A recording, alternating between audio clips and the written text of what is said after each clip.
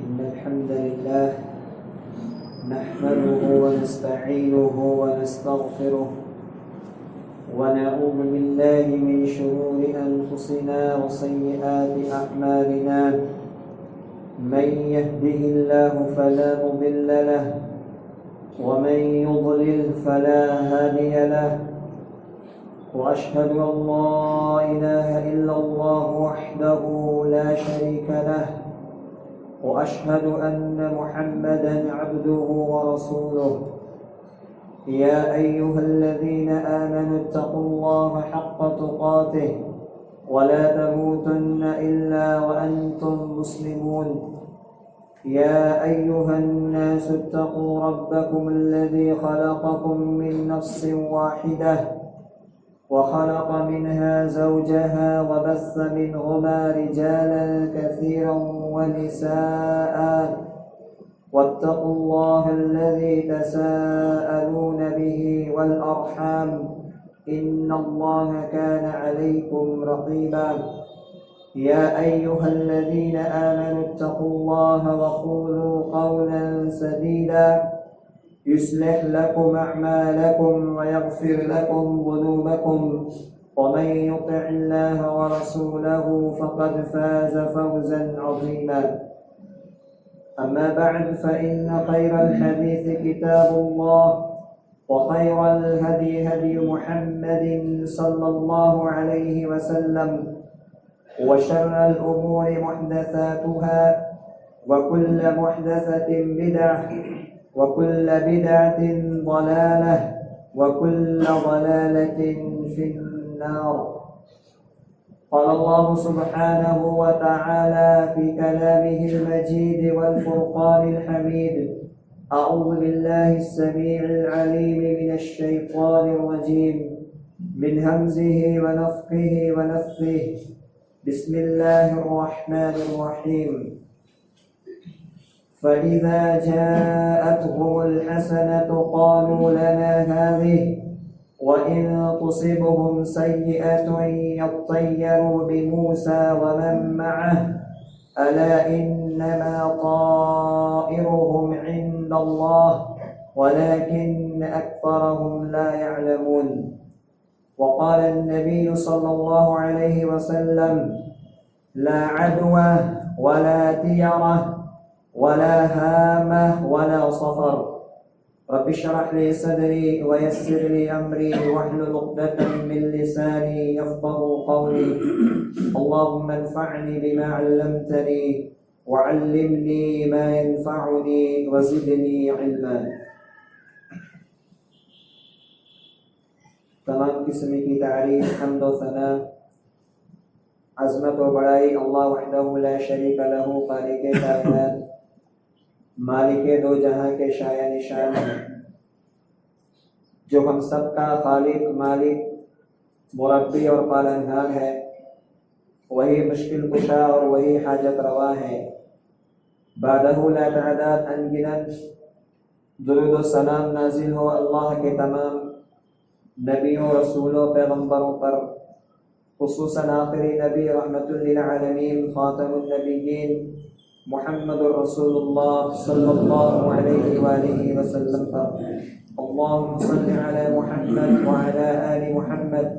كما صليت على إبراهيم وعلى آل إبراهيم إنك حميد مجيد. اللهم بارك على محمد وعلى آل محمد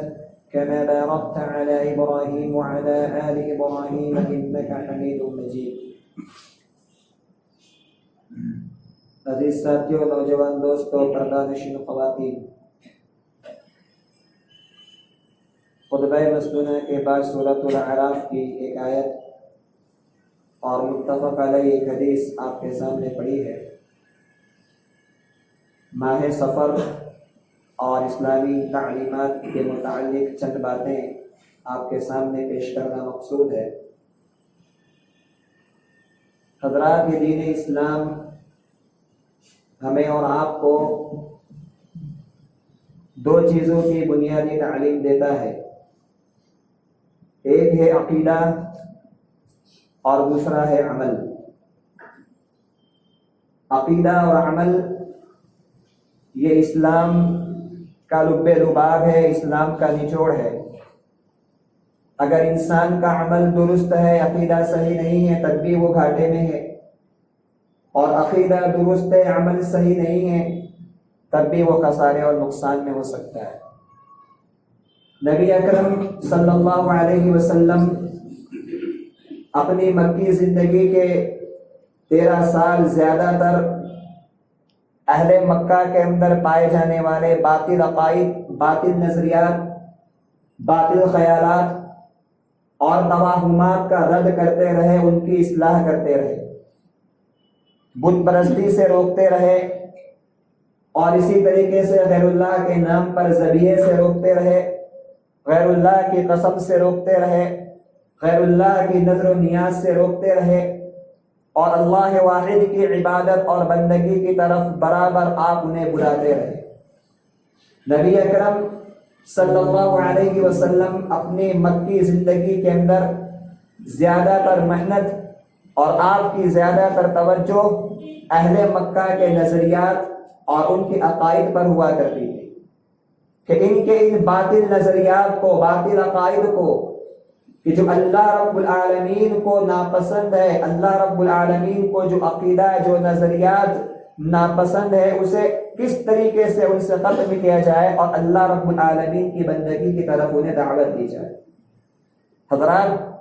عقیدہ اسلام کے اندر بڑی اہمیت کا حامل ہے، اور کسی شخص کا عقیدہ اور نظریہ، اس کا خیالی، اس کے منہج کو، اس کے عمل کو، اس کی فکر کو واضح کرتا ہے۔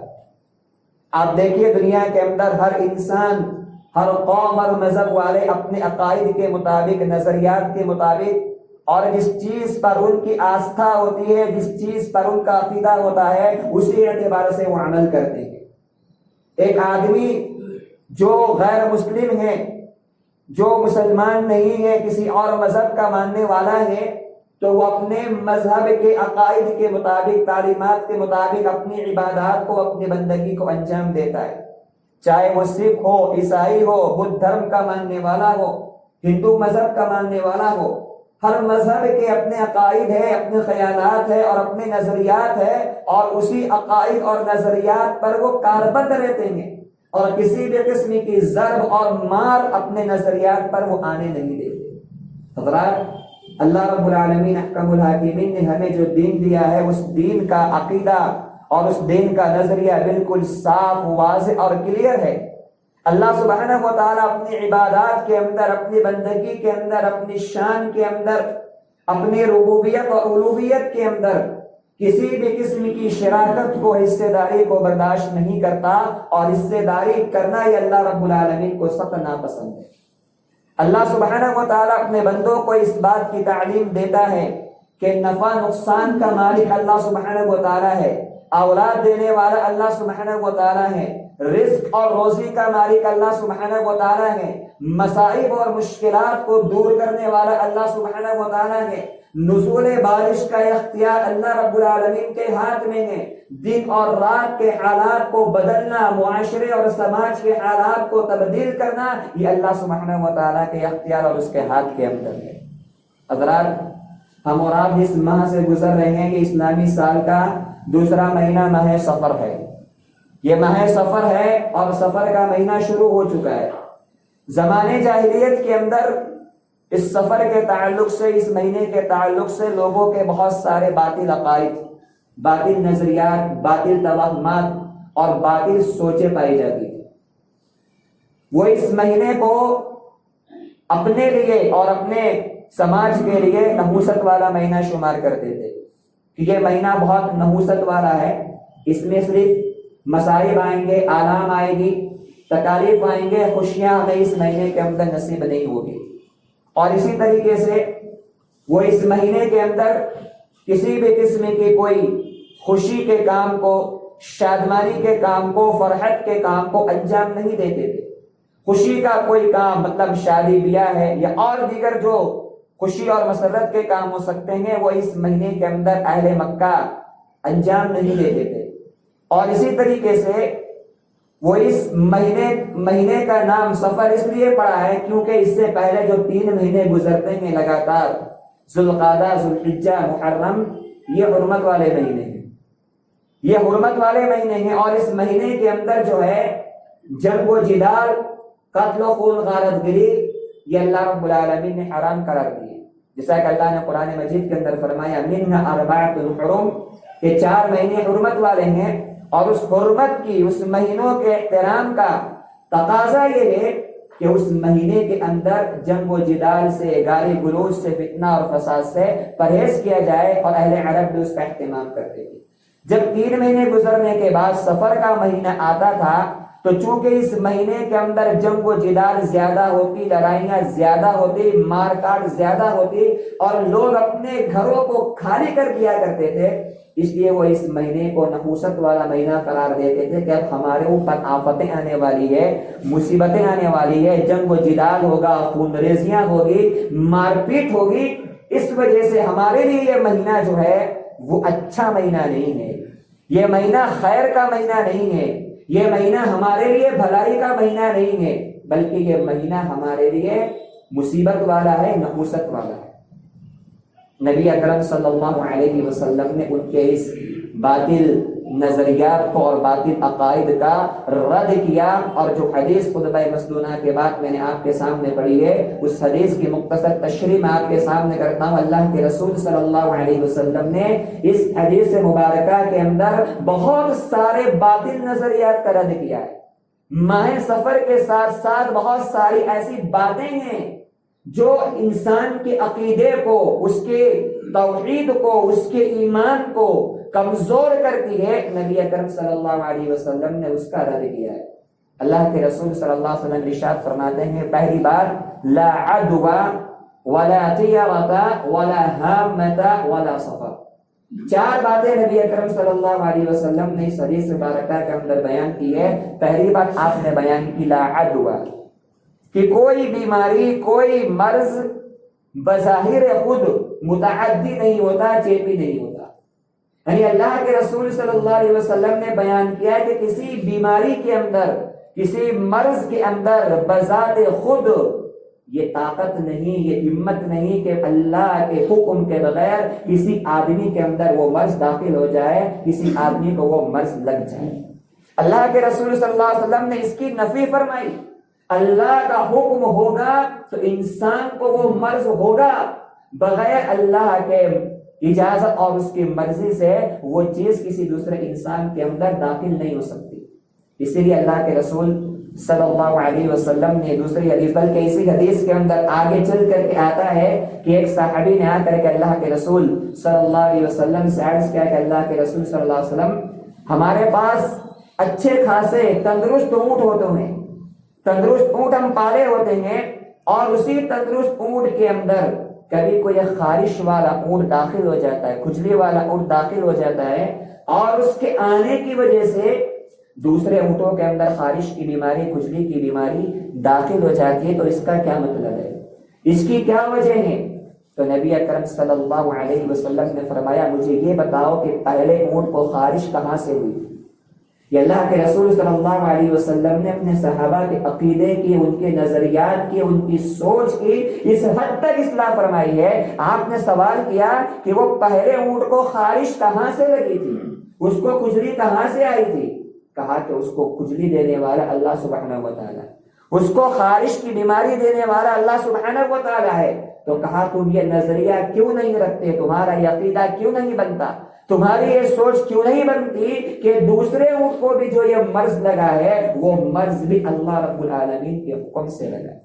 اس کی اجازت سے لگا ہے، اللہ سبحانہ و تعالیٰ کے حکم سے وہ چیز دوسرے اونٹوں کے اندر بھی داخل ہو گئی۔ لیکن ہاں اگر انسان کا ایمان، اس کا عقیدہ کمزور ہو تو اللہ کے رسول صلی اللہ علیہ وسلم نے احتیاط کے طور پر، بچاؤ کے طور پر ایسے لوگوں کو یہ تعلیم دی ہے اور یہ بات بتائی ہے کہ تم ایسے لوگوں کے پاس پھر مت جایا کرو، کیونکہ اللہ کے رسول صلی اللہ علیہ وسلم نے ایک حدیث کے اندر فرمایا کہ تم کوڑی سے ایسے بھاگو جیسے کہ تم شیر سے بھاگتے ہو، جس آدمی کو کوڑ کی بیماری ہو، اس کوڑی آدمی سے ایسے بھاگو جیسے تم شیر کو دیکھ کر کے بھاگتے ہو۔ مطلب یہ اللہ کے رسول صلی اللہ علیہ وسلم کے سمجھانے کا کہ اگر تم اس کوڑ کے پاس گئے اور اللہ نہ کرے اگر تمہارے اندر وہ مرض آ گیا تو تمہارا یہ عقیدہ بن جائے گا، تمہاری یہ سوچ بن جائے گی کہ میں اس کے پاس گیا تو مجھے یہ مرض لگ گیا، تمہارا عقیدہ کمزور ہوگا۔ اللہ کی ذات کے تعلق سے تم غلط گمان کے اندر، غلط سوچ کے اندر مبتلا ہو جاؤ گے۔ اس لیے اللہ کے رسول صلی اللہ علیہ وسلم نے پھر اس موقع پر یہ تعلیم دی ہے کہ ایسے متعدی بیماری سے، چیپی بیماری سے اگر آدمی دور رہے تو یہ اس کے لیے بہتر ہے، لیکن انسان صرف یہ سوچ لے، اس کا یہ عقیدہ بن جائے، اس کا یہ ایمان بن جائے کہ یہ مرض، یہ بیماری بذات خود کسی کو نقصان پہنچا سکتی ہے، تو یہ عقیدہ غلط ہے، اسلام اس کی نفی کرتا ہے۔ جیسا کہ اور آپ جس دور سے گزرے کورونا سے، ہم نے اور آپ نے اس چیز کے اندر اس مسئلے کو بہت جھیلا ہے اور بہت اس تعلق سے سنا بھی ہے، لیکن اسلام اس نظریے کو، اس عقیدے کو بالکل واضح کرتا ہے اور صاف کرتا ہے کہ دنیا کے اندر کوئی مرض، کوئی بیماری باذن اللہ نازل ہوتی ہے، اور اگر کسی کو لگتی ہے تو اللہ سبحانہ و تعالیٰ کے اذن سے، اس کے حکم سے، اس کے فیصلے سے لگتی ہے۔ جس آدمی کے مقدر میں ہوگی اسی کو لگے گی، ورنہ کسی کے پاس محض جانے سے، اس کے ہاتھ کو چھونے سے، اس کی تیمارداری کرنے سے، اس کی بیمار پرسی کرنے سے، اس کے ملنے سے یہ مرض کسی انسان کے اندر بذات خود داخل نہیں ہو سکتا۔ دوسری بات، نبی اکرم صلی اللہ علیہ وسلم نے حدیث پاک کے اندر بیان فرمایا لا عدوى ولا طیرۃ۔ اسلام کے اندر ایک بدعقیدگی عرب کے زمانے کے اندر یہ پائی جاتی تھی کہ وہ بدشگونی کے قائل تھے، یعنی کسی آواز کو سن کر کے، کسی چیز کو دیکھ کر کے وہ یہ سوچتے تھے، ان کا یہ خیال ہوا کرتا تھا کہ ہم نے فلاں آدمی کو دیکھ لیا ہے، فلاں آدمی کی بات سن لی ہے، اب ہمارا کام خراب ہو جائے گا، اب ہمارا دن بگڑ جائے گا۔ ان کا یہ عقیدہ تھا کہ جب وہ کسی کام کے لیے جانا ہوتا، اصل میں طیارہ یہ طائر سے بنا ہے، عربی زبان کے اندر طائر پرندے کو کہتے ہیں، عربی زبان میں طائر پرندے کو کہتے ہیں۔ ان کا یہ نظریہ تھا کہ جب وہ کسی کام کے لیے نکلتے تھے تو پرندہ اڑاتے تھے، وہ پرندہ اڑاتے تھے، اگر پرندہ سیدھے طرف جاتا، دائیں طرف جاتا تو اس سے وہ یہ فال لیتے کہ ہمارا کام آسان ہو جائے گا، اور اگر وہ پرندہ بائیں طرف جاتا، لیفٹ طرف جاتا تو یہ سوچتے کہ ہمارا کام صحیح نہیں ہوگا۔ یعنی اس پرندے کے اڑنے سے وہ بدشگونی لیا کرتے تھے، برا فال لیا کرتے تھے، برا نظریہ لیا کرتے تھے، اور بری سوچ ان کی ہوا کرتی تھی کہ اس پرندے کی وجہ سے ہمارا کام بگڑے گا، یہ آسان ہوگا۔ تو نبی اکرم صلی اللہ علیہ وسلم نے اس بدشگونی کو بھی اسلام کے اندر حرام کیا۔ کسی کے دیکھنے سے، کسی کے بات کے سننے سے تمہارا کام بگڑے گا نہیں، تمہارا کام آسان نہیں ہوگا۔ کسی اندھے کو دیکھ لیا، کسی لنگڑے کو دیکھ لیا صبح صبح، یا صبح صبح بلی راستے سے گزر گئی، یا کسی غلط انسان کے اوپر، کسی غریب اور فقیر انسان کے اوپر ہماری نظر پڑ گئی تو ہم یہ سوچے کہ ہم نے فلاں کو دیکھ لیا، ہمارا دن خراب ہو جائے گا۔ یہ نظریہ نحوست والا اسلام کے اندر نہیں۔ قرآن مجید میں اللہ رب العزت نے بہت سارے مقامات پر بیان کیا ہے۔ حضرت موسیٰ علیہ السلام کا جو واقعہ سورہ اعراف میں اللہ نے بیان کیا، یہ دیکھیں کیسا ان کا عقیدہ تھا اور کیسی ان کی سوچ تھی فرعون کی، آل فرعون کی۔ اللہ فرماتا ہے کہ فَإِذَا جَاءَتْهُمُ الْحَسَنَةُ قَالُوا لَنَا هَٰذِهِ وَإِن تُصِبْهُمْ سَيِّئَةٌ يَطَّيَّرُوا بِمُوسَىٰ وَمَن مَّعَهُ أَلَا إِنَّمَا الطَّائِرُ عِندَ اللَّهِ وَلَٰكِنَّ أَكْثَرَهُمْ لَا يَعْلَمُونَ۔ فرعون کو، آل فرعون کو جب کوئی بھلائی پہنچتی، خیر کی بات پہنچتی تو وہ یہ کہتے تھے ہم تو اس کے حقدار ہیں، ہم تو اس کے حقدار، یہ تو ہمیں ملنے ہی والا تھا۔ لیکن جب اس کے الٹا فَإِذَا جَاءَتْهُمْ سَيِّئَةٌ، جب انہیں کوئی پریشانی پہنچتی، مصیبت پہنچتی، مثلا اللہ نے اس سے پہلے کی آیت میں بیان کیا کہ مان لو پھل کم آ گئے، پھلوں میں کمی آ گئی، جانوں میں کمی آ گئی، کوئی بیماری آ گئی تو کیا کہتے ہیں یَطَّیَّرُ بِمُوسَىٰ وَمَن مَّعَهُ، کہا یہ تو موسیٰ کی وجہ سے ہے، موسیٰ جب سے آیا ہے تب سے فتنہ ہو رہا ہے، تب سے یہ برے حالات آ رہے ہیں، اور جو موسیٰ پر ایمان لے کر کے آئے ہیں ان کی وجہ سے یہ حالات برے ہو رہے ہیں۔ یعنی جب اچھائی ملی تو کہا کہ ہم تو اس کے حقدار ہیں، اور جب کوئی پریشانی آئی تو الزام موسیٰ علیہ السلام پہ لگا گئے، موسیٰ منحوس ہے، نعوذ باللہ، موسیٰ علیہ السلام منحوس ہے اور موسیٰ کے ماننے والے منحوس ہیں، ان کی نحوست کی وجہ سے، ان کے آنے کی وجہ سے اور ان کے اس دعوت کی وجہ سے ہمیں یہ مصیبتیں آ رہی ہیں، ہمیں یہ تکلیفیں آ رہی ہیں۔ اللہ رب العالمین نے فرمایا الا انما طائر عند اللہ، کہا کہ تمہاری یہ نحوستیں یہ تو اللہ کے فیصلے ہیں، یہ تو اللہ کے پاس ہے۔ جو تمہیں پہنچنا ہے تکلیف، جو تمہیں آنی ہے مصیبت، وہ کسی کی دعوت کے، کسی کے آنے سے، کسی کے دیکھنے سے نہیں ہوتی ہے، یہ تو اللہ کے فیصلے ہیں، یہ تمہارے گناہوں کی سزا ہے۔ اگر کوئی چیز نحوست والی ہے، منحوس ہے، تو وہ انسان کے اپنے بدعمالیاں ہیں، انسان کے گناہ یہ نحوست ہے، انسان کی نافرمانیاں نحوستیں ہیں۔ جو بھی انسان کو مصیبت پہنچتی ہے، پریشانیاں پہنچتی ہے، وہ اس کی نافرمانیوں کی سزا ہوتی ہے، اس کے گناہوں کی سزا ہوتی ہے۔ اللہ نے کہا قالوا انما طائر عند اللہ، یہ تمہارے اوپر جو پریشانیاں آئی ہے، جو مصیبتیں آئی ہیں، یہ اللہ کا فیصلہ، تمہارے گناہوں کی سزا ہے۔ موسیٰ اور موسیٰ کے ماننے والوں کی وجہ سے تم پر کوئی آفت نہیں آتی۔ یہاں دیکھیے ان کا یہ عقیدہ تھا کہ ہمیں جو تکلیف پہنچتی ہے یہ موسیٰ کی وجہ سے پہنچ رہی ہے، ان کے ماننے والوں کی وجہ سے پہنچ رہی ہے۔ اسی طرح اللہ رب العزت نے سورہ یاسین کے اندر بھی اس مسئلے کو بیان کیا ہے۔ جب اللہ رب العالمین نے کسی قوم کے اندر رسولوں کو بھیجا، پیغمبروں کو بھیجا، تو اس پیغمبروں کے آنے کی وجہ سے وہ قحطی کے اندر آ گئے، پریشانی کے اندر آ گئے، پھل کم ہو گئے، بارش ہونا کم ہو گئی، مصیبتیں زیادہ ہو گئی، تو کیا کہا؟ قالوا انا تطیرنا بکم لئن لم تنتهوا لنرجمنکم وليمسنکم منا عذاب علیم قالوا طائرکم معکم۔ انہوں نے کہا کہ ہم تم سے بدشگونی لیتے ہیں، ہم تم سے نحوست کو لیتے ہیں کہ تمہاری وجہ سے، تمہارے آنے کی وجہ سے، تمہاری دعوت کی وجہ سے ہمیں یہ مصیبتیں پہنچ رہی ہے، تم باز نہیں آؤ گے، نہیں چھوڑو گے، لنرجمنکم، پتھر سے مار کر تمہیں ختم کر دیں گے، وَلَيَمَسَّنَّكُم مِّنَّا عَذَابٌ أَلِيمٌ، اور تمہیں دردناک عذاب دیں گے۔ اللہ نے کہا قَالُوا طَائِرُكُم مَّعَكُمْ، یہاں بھی اللہ نے یہ بات بیان کی کہ تمہاری نحوست، تمہاری بدشگونی تمہارے ساتھ چمٹی ہوئی ہے، لگی ہوئی ہے، تمہیں جو برے دن دیکھنے ہیں وہ تمہارے ساتھ لگے ہوئے ہیں، چمٹے ہوئے ہیں، وہ تمہیں دیکھنے ہی پڑیں گے۔ کسی کے آنے سے، کسی کے جانے سے، کسی کے سننے سے یا کسی بری چیز کو دیکھنے کی وجہ سے تمہارے حالات نہیں بگڑتے، کسی بری چیز کو دیکھنے سے یا سننے سے تمہارے حالات نہیں بگڑتے ہیں۔ یہ حالات جو بگڑتے ہیں یہ تمہارے ساتھ چمٹے ہوئے تمہارے گناہ ہیں، یہ تمہارے ساتھ لگے ہوئے تمہاری بدعقیدگیاں ہیں، یہ تمہارے ساتھ چمٹے ہوئے تمہاری وہ معصیت کے کام ہیں جس کی وجہ سے اللہ رب العالمین نے تمہارے اوپر ان مصیبتوں کو نازل کیا۔ تو اللہ کے رسول صلی اللہ علیہ وسلم نے اس حدیث کے دوسرے نقطے کے اندر اسلام کے اندر بدشگونی، بری سوچ اور برا خیال اسلام کا کوئی عقیدہ نہیں ہے، بلکہ اللہ قرآن میں تو یہ کہتا ہے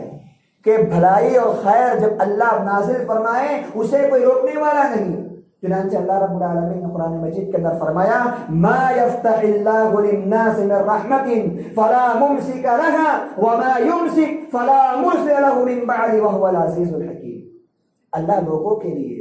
خیر کا، بھلائی کا جو دروازہ کھول دے اسے روکنے والا کوئی نہیں، اور جس کے لیے اللہ روک لے اس کے لیے جاری کرنے والا کوئی نہیں۔ کتنا صاف عقیدہ اللہ نے بیان کیا، جو خیر کا دروازہ اللہ کھول دے اسے روکنے والا کوئی نہیں، اور جس کے لیے اللہ خیر کے دروازے کو، بھلائی کے دروازے کو روک لے فلا مرسل له من بعد، اللہ کے بعد اس خیر کے دروازے کو اس کے لیے کھولنے والا، جاری کرنے والا کوئی نہیں۔ وَهُوَ الْعَزِيزُ الْحَكِيمُ، اللہ غالب حکمت والا ہے۔ سورہ یونس میں اللہ نے فرمایا وَإِن يَمْسَسْكَ اللَّهُ بِضُرٍّ فَلَا كَاشِفَ لَهُ إِلَّا هُوَ، اللہ اگر تمہیں کوئی زر پہنچائے، کوئی تکلیف پہنچائے، کوئی مصیبت پہنچائے تو اس مصیبت کو اللہ کے سوا دور کرنے والا کوئی نہیں۔ وَإِن يَمْسَسْكَ بِخَيْرٍ، اور اگر تمہارے ساتھ اللہ بھلائی کا ارادہ کرے، خیر کا ارادہ کرے، فلا راد لفضلی، تو اس کے فضل کو، اس کی مہربانی کو، اس کے انعام کو ٹالنے والا بھی کوئی نہیں۔ ایسا نہیں کہ تم نے کسی بری چیز کو دیکھ لیا تو اس کے دیکھنے کی وجہ سے تمہارا وہ فضل ٹل جائے گا، تمہاری وہ نعمت ان سے چھین جائے گی۔ جو اللہ نے تمہارے نصیب و تقدیر کے اندر رحمت اور فضل لکھا ہے اس کو ٹالنے والا کوئی نہیں۔ اور اگر تمہیں کوئی تکلیف، کوئی ضرر، کوئی مصیبت پہنچی ہے تو اس مصیبت کو بھی اللہ کے سوا دور کرنے والا کوئی نہیں۔ تو اللہ کے رسول فرماتے ہیں کہ اسلام کے اندر نہ کوئی بیماری بذات خود متعدی ہوتی ہے اور نہ اسلام کے اندر بدشگونی کا برے نظریات کا کوئی تصور ہے. اور تیسری بات فرمائی ولا ہام. اس زمانے کے اندر یہ ان کا عقیدہ اور نظریہ تھا کہ جب ان کے گھر کے اوپر اگر کوئی پرندہ، اور جو پرندہ یہاں پر ذکر ہے الو ہے، اگر الو ان کے مکان کے اوپر آ کر کے بیٹھ جاتا اور آواز نکالتا تو اس آواز کی وجہ سے بھی وہ بری سوچ نکالتے تھے کہ الو آ کر کے بیٹھا ہے، ہمارے گھر میں کوئی موت ہوگی، کوئی مصیبت آئے گی، کوئی پریشانی آئے گی. آج کل بہت سے لوگ دنیا کے اندر ایسے پائے جاتے جو کسی جانور کی آواز کو سن کر کے، مثلاً کوے کی آواز ہے یا بلی کی آواز یا کوئی بھی ایسے جانور ہوتے ہیں، ان کی آوازوں کو سن کر کے ان سے برا فال لیتے ہیں، ان سے برا نظریہ اخذ کرتے ہیں. تو اس زمانے کے اندر یہ چیز تھی کہ جب ان کے مکان پر، ان کے گھر پر اگر الو آ کر کے بیٹھتا تو اس الو کی آواز کو سن کر کے وہ یہ تصور کرتے تھے، یہ خیال کرتے تھے کہ اس الو کی آواز کی وجہ سے اب ہمیں کوئی مصیبت لاحق ہونے والی ہے، ہمیں کوئی تکلیف آنے والی ہے، کوئی بیماری آئے گی، کسی کی موت واقع ہوگی. تو نبی اکرم صلی اللہ علیہ وسلم نے اس حدیث پاک کے اندر ان کے اس نظریے کو، اس عقیدے کو، اس سوچ کو غلط ثابت کیا اور کہا کہ الو کی آواز کی کوئی حیثیت نہیں ہے. اس کی آواز کے، اس کے چلانے سے یا تمہارے مکان پر آ کر کسی جانور کے یا کسی پرندے کے آواز لگانے سے تمہارے گھر پر نہ کوئی مصیبت آ سکتی ہے اور نہ تمہارے گھر پر کوئی خوشی آ سکتی ہے. جو غمی اور خوشی آئے گی وہ اللہ کے حکم سے اور اس کے اذن سے آئے گی. اور تیسری بات نبی اکرم صلی اللہ علیہ وسلم نے جو بیان فرمائی ولا سفر، کہ اسلام کے اندر جو تمہارا یہ نظریہ ہے سفر کے مہینے کے تعلق سے کہ یہ مہینہ منحوس ہے، اس مہینے کے اندر خوشیاں نہیں منانی ہے، اس مہینے کے اندر شادی بیاہ کے کام نہیں کرنے ہیں، اور یہ مہینہ ہمارے لیے آفات کا ہے، تکلیف کا ہے، مصائب کا ہے. اللہ کے رسول صلی اللہ علیہ وسلم نے فرمایا ولا سفر، اسلام کے اندر اس قسم کا کوئی عقیدہ نہیں، اس قسم کی کوئی بات بھی نہیں ہے، بلکہ سارے دن اللہ نے بنائے، سارے مہینے اللہ نے بنائے، دن اور رات کی ساری گھڑیاں ہی اللہ سبحانہ و تعالیٰ نے بنائی. حدیث قدسی ہے، اللہ سبحانہ و تعالیٰ ارشاد فرماتا ہے، نبی اکرم فرماتے ہیں اللہ نے فرمایا، صحیح بخاری صحیح مسلم کی روایت ہے، اللہ کے رسول فرماتے ہیں اللہ نے فرمایا ابن آدم مجھے برا بھلا کہتا ہے، یوزینی ابن آدم، ابن آدم مجھے تکلیف دیتا ہے، ابن آدم مجھے دکھ دیتا ہے. اور دکھ کس بات کا اللہ کو دیتا ہے، تکلیف کس بات کی اللہ کو دیتا ہے؟ یسب الدہر، ابن آدم رات کو، دن کو، مہینے کو، گھڑیوں کو برا بھلا کہتا ہے. بہت برا وقت ہے، بہت برا ٹائم ہے،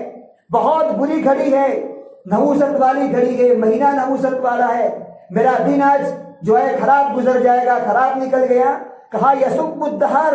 انسان زمانے کو برا بھلا کہتا ہے، انسان زمانے کے تعلق سے برے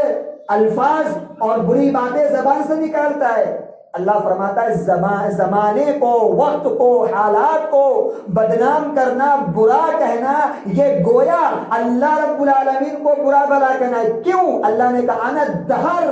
زمانہ میرے ہاتھ میں ہے،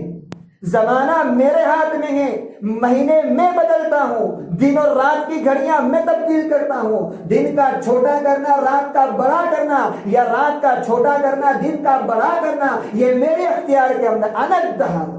میں زمانہ ہوں، اقلب اللیل والنہار، دن کو رات کو میں بدلتا ہوں. اتنی پیاری بات اللہ کے رسول نے اس حدیث کے اندر میرے بھائیوں ہمارے اور آپ کی اصلاح کے لیے بیان فرمائی. آج بہت سے لوگ اپنی زبان سے انجانے میں اور جو ہے یہ زبان سے کہہ دیتے ہیں کہ وقت اور حالات ہمارے اوپر بہت خراب آئے ہوئے ہیں، ہمارے اوپر حالات خراب آئے، وقت برا آیا ہوا ہے. وقت برا نہیں ہے، یہ حالات برے نہیں ہے، دن رات وہی ہے، سورج کا نکلنا، چاند کا ڈوبنا،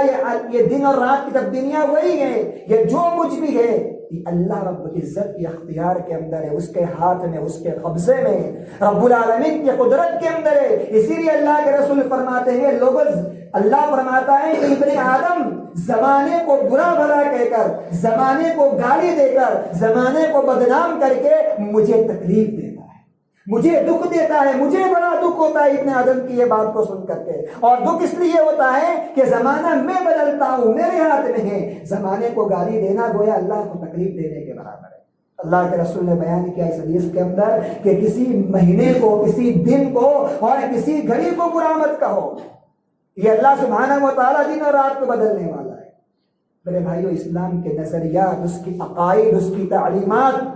دن کے سورج کی طرح روشن اور آسان ہے. اللہ رب العالمین نے ہمیں ایک ایسا دین دیا ہے جس دین کے اندر عقیدے کی اتنی بنیادی تعلیم اللہ رب العزت نے دی ہے کہ اس پہ چل کر کے ایک انسان عمل کے راستے پہ آئے اور عمل کے راستے پہ آ کر کے اللہ سبحانہ و تعالیٰ کی رحمت کا اور اس کی جنت کا حقدار بن جائے. یہاں تک اللہ کے رسول صلی اللہ علیہ وسلم نے عقیدے کے معاملے میں ہماری اور آپ کی رہنمائی فرمائی ہے کہ اگر انسان اپنی زندگی کے حالات کو معلوم کرنے کے لیے کہ میرے نصیب میں کیا ہے، میری زندگی میں کیا ہے، کسی کاہن کے پاس، کسی نجومی کے پاس جا بھی نہیں سکتا. اس کی بھی اجازت نہیں ہے.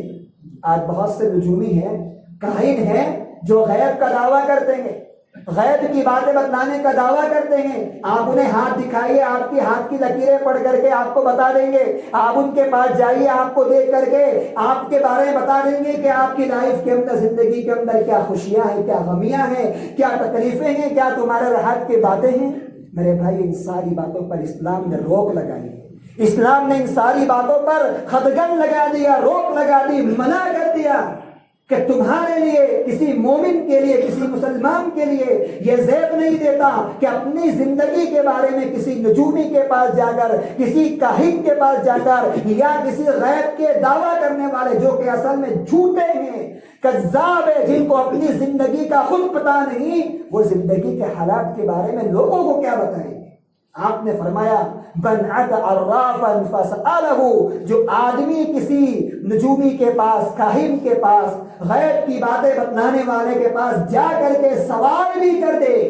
پوچھ لے اس سے جا کر کے، اس کی باتوں پر یقین کرنا تو دور کی بات ہے، اس کی بات کو ماننا تو دور کی بات ہے، اگر صرف سوال ہی کر لے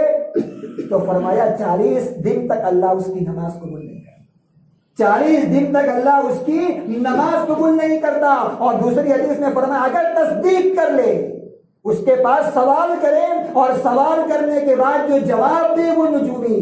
اس جواب کو سچا مان لے، اس جواب کو یقین کر لے کہ اس نے جو بتایا وہ سچ ہونے والا میری لائف کے اندر، فقد کفر بما نزل علی محمد صلی اللہ علیہ وسلم، تو گویا اس آدمی نے شریعت محمدیہ کا انکار کر دیا.